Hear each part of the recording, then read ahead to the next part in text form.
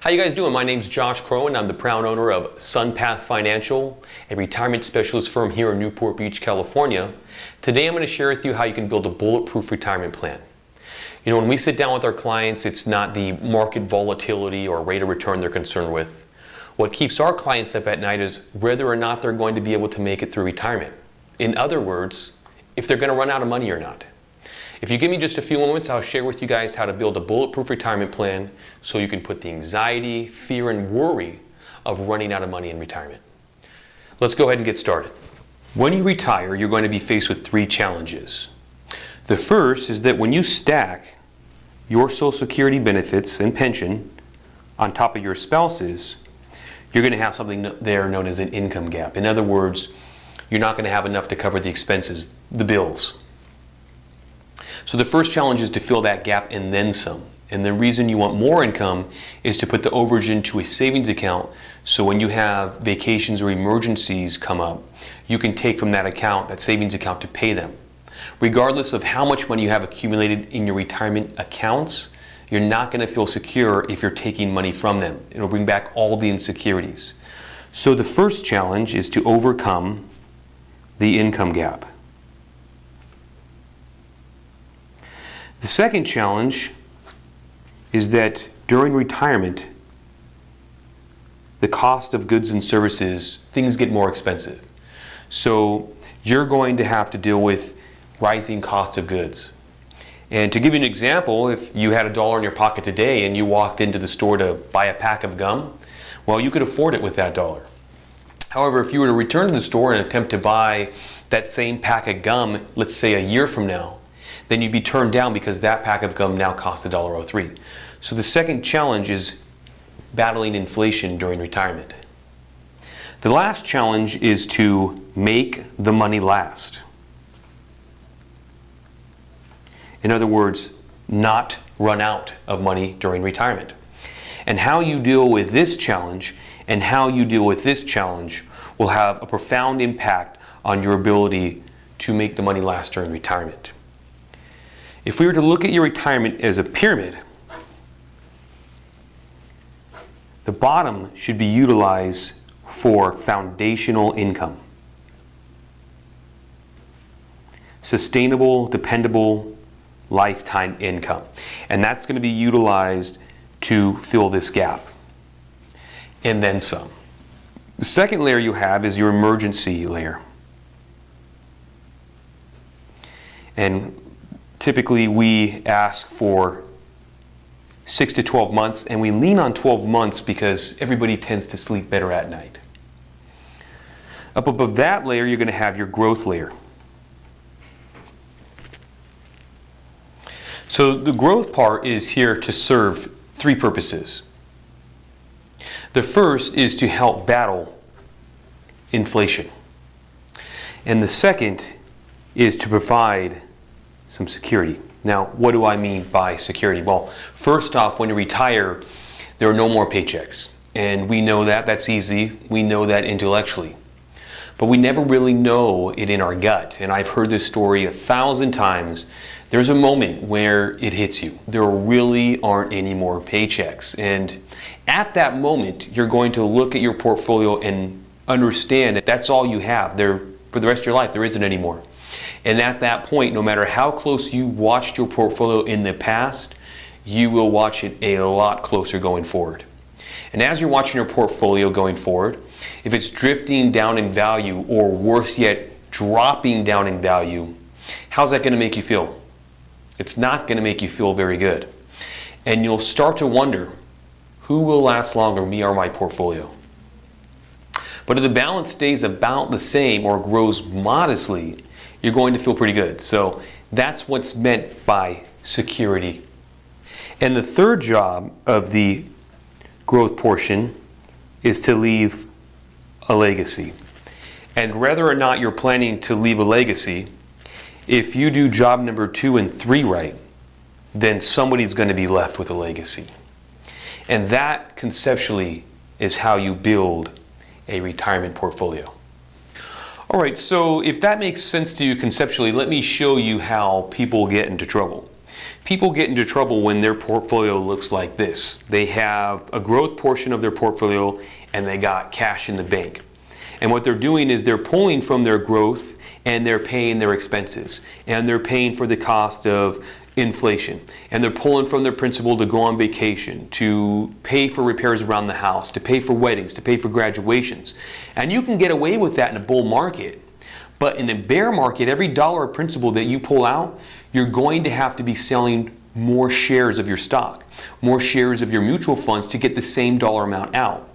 And as the market comes down, you're selling more and more and more shares. And at the bottom of that correction, you've got a lot less shares than what you started with. And if you go through a couple of those in retirement, well, that's how you'll run out of money. So if this makes sense, let's look at how to construct this retirement portfolio that I've laid out here for you today. So to build the portfolio, you're going to need a series of tools. And I like to use the tool analogy.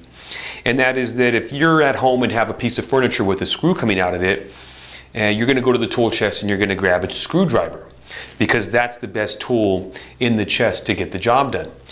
You wouldn't grab a hammer. However, if you had, for instance, a nail that you needed to drive, well, all of a sudden the hammer becomes the best tool in the chest. So intrinsically, tools are neither good nor bad. They're just better at doing different things.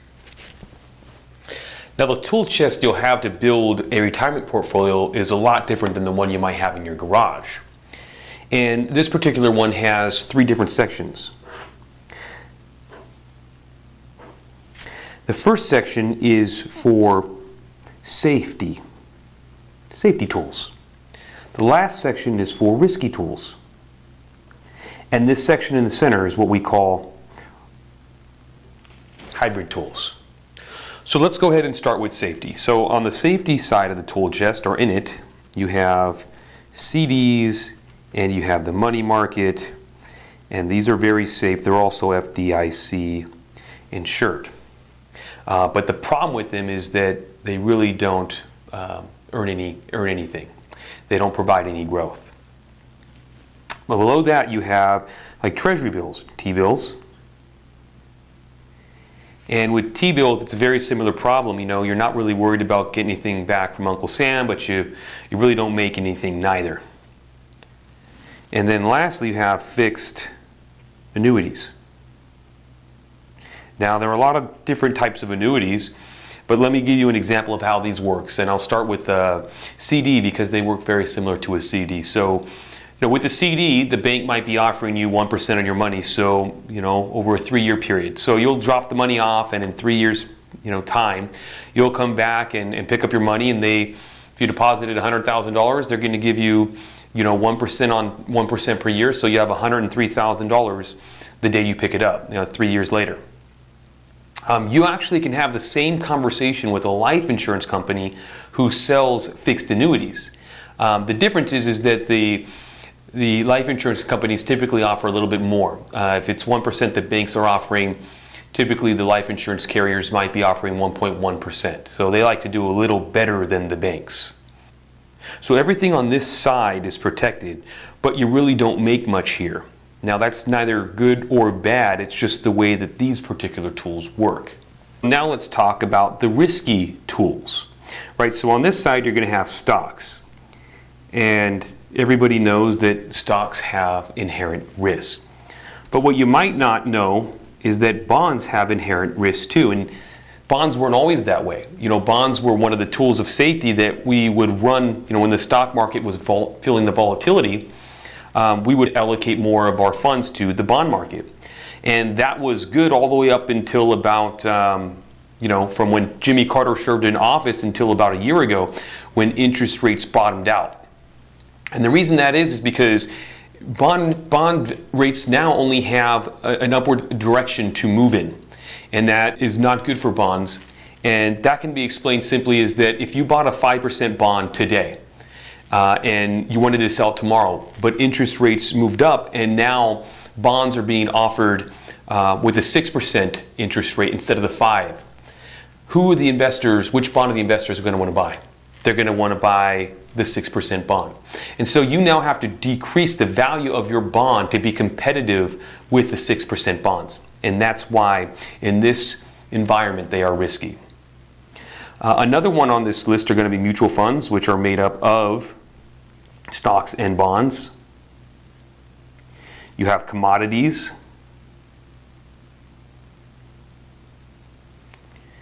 And you also have real estate. And I think we all know that real estate, we've actually experienced, right, how risky real estate can be through the 2000s.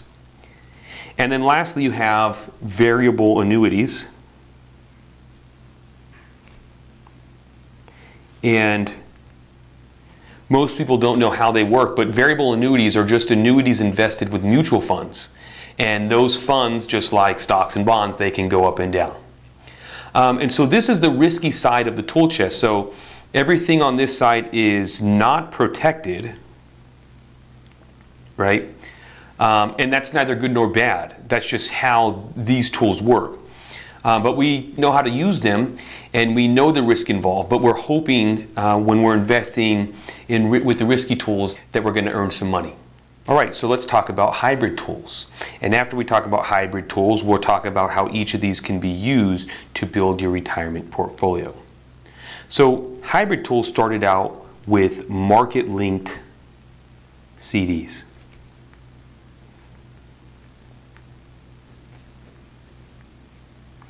And to understand how market-linked CDs work, we want to understand the stock market and what it was doing back in the late 90s. So back in the late 90s, the stock market was going straight up. If your advisor made you 15%, you'd fire him because a blind monkey could reach out and pick a mutual fund and do that. So no one was putting money or depositing money with the banks because majority of their deposits or their investment were going into the stock market. It didn't make sense to have monies in CDs or monies in savings. Now that caused a huge problem with the banks because the way banks make money is they take your deposits and promise you your 1 or 2%, and they turn around and they loan that money out, mortgages and credit cards, and they're doing 10, 15, 20%, and they're paying you your measly 1 or 2, and the difference there between those two numbers, that's how they make their money. So banks began to offer CDs that were linked to the stock market. These CDs were FDIC insured and typically linked through the S&P 500. And so what they did was, if the market went up a lot, they paid a lot of interest, but they wouldn't pay you everything. But if the market went down, they paid zero, but you didn't lose anything. So these particular investments, they got their protection from the safety tools, and they got their upside potential, which would be moderate, because you don't get to keep everything, from our risky tools. And I'll say moderate. So insurance companies began to compete. They wanted to offer something similar to what the banks were doing, so they came up with this fixed annuity that was linked to the market. And they started linking it to everything you could think of: the NASDAQ, the Dow Jones, the S&P 500, the Russell 2000, anything. And they were structured the same way. If the index goes up, they paid a lot but not everything. But if the index went down, they paid zero. So you didn't lose anything.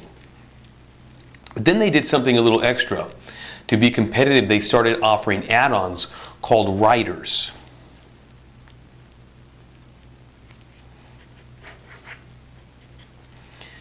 And the rider stated that the longer you deferred your money, the more you could pull out to supplement your Social Security and never worry about running out of money. So if you spend everything here in this account, insurance company would be on the hook to continue sending you checks.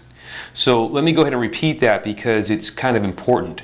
The longer you wait to pull the money out of this account here, an annuity that was linked to an index, and the longer it's growing, the more money you could pull out to supplement your retirement without ever having to worry about running out of money. Now the insurance companies have rooms of actuaries whose sole job is to make sure you don't run out of money, because the last thing they want to do is continue sending you checks once your account is depleted. Now it's really unlikely that your account would ever completely run out of money, but in the event that it does, in this particular account with that rider, it's not your problem. So the rider is an insurance, and that insurance obligates the insurance courier to keep on sending the checks no matter what happens. So with the addition of these riders, this then becomes a very nice tool for building the income foundation. Now, this is where bonds used to be used. We used to take from our stocks and we would convert that down into bonds, and we would take an income from bonds. But bonds aren't paying anywhere close to what they used to pay, 6, 7, even 8%. Now you're lucky to get 2 or 3% with bonds. Over here, the CDs and money market make very good tools for your emergency fund. Because if you're in an emergency and you need quick access to your cash, you don't really care how well that particular part of your portfolio did over the past 6 months to a year. So liquidity here makes great for your emergency. Now lastly, you have mutual funds, and particularly index mutual funds. And if you don't know how an index fund works, it's very basic.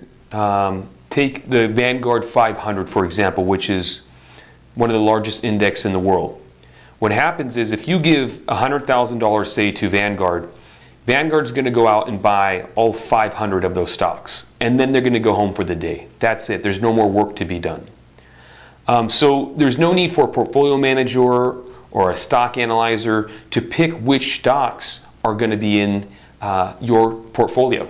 They just replicate the index. Consequently, that makes the cost structure very, very low, which creates very nice building blocks for this part of the portfolio. So index funds professionally managed to first protect, then grow, which is the opposite of like a 30-year-old, are perfect tools for the growth portion of your portfolio. So that is how we use the tools to build a retirement portfolio. And our overall goal is to build a portfolio that's as bulletproof as humanly possible. Now, most people are familiar with this side of the toolbox and this side over here, but the majority are not familiar with what lies in the center. So I want to share that information with you. To get that information, I'm going to ask you to complete your information on the form of this page. Once you complete the information, I will send you a free copy on each of those tools and how you can begin utilizing them to build your retirement plan. All right, thank you all for joining me. I hope today's information was useful, and I wish you a happy retirement.